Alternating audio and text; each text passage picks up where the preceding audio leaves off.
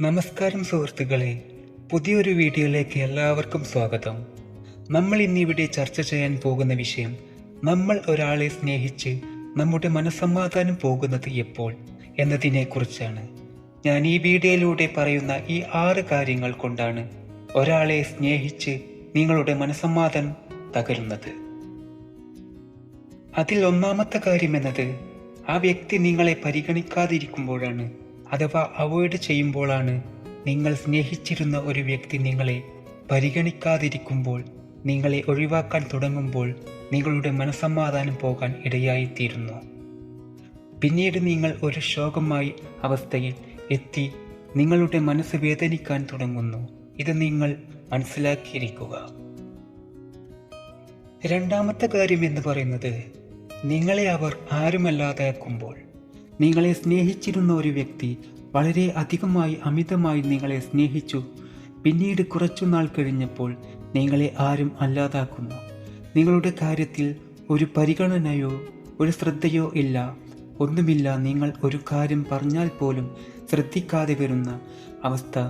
നിങ്ങൾ എന്തു പറഞ്ഞാലും അവർ അതിനെ നെഗറ്റീവ് പറഞ്ഞുകൊണ്ട്, അവഗണിച്ചുകൊണ്ട്, നിങ്ങൾക്ക് ഒരു വിലയും തരാത്ത വിധത്തിൽ ആ വ്യക്തി പ്രവർത്തിക്കുമ്പോൾ, ആ വ്യക്തി നിങ്ങളെ ആരുമല്ലാതാക്കുന്ന അവസ്ഥയാക്കി മാറ്റുന്നു.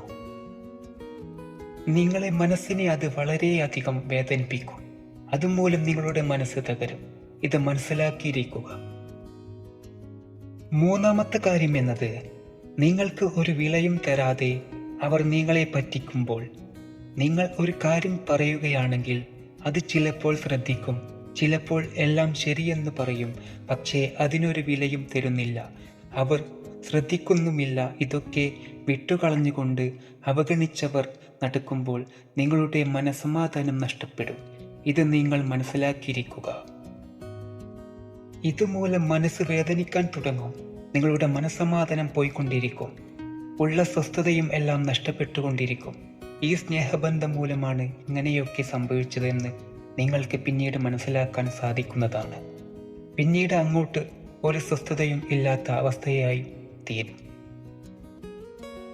നാലാമത്തെ കാര്യം എന്നത്, ആ വ്യക്തി നിങ്ങളെക്കാൾ മറ്റുള്ളവരെയാണ് സ്നേഹിക്കുന്നത് എന്ന് തോന്നുമ്പോൾ. നിങ്ങളെ നല്ല രീതിയിൽ സ്നേഹിച്ചു കൊണ്ടിരുന്ന ഒരു വ്യക്തി പിന്നീട് ആ സ്നേഹം കുറച്ചുകൊണ്ട് മറ്റുള്ളവരെ നിങ്ങളെക്കാൾ കൂടുതലായി സ്നേഹിക്കുന്നത് കാണുമ്പോൾ നിങ്ങളുടെ ഉള്ള സമാധാനം കൂടിപ്പോകാൻ ഇടയായിത്തീരും. ആ വ്യക്തിയുടെ സ്നേഹം നിങ്ങളിലേക്ക് ലഭിക്കാതെ പോകുന്നുണ്ടല്ലോ എന്നൊരു ചിന്ത നിങ്ങളെ അലട്ടിക്കൊണ്ടിരിക്കും. ഇത് നിങ്ങളെ ഡിപ്രഷനിലേക്ക് വരെ എത്തിക്കാൻ ഇടയായിത്തീരും.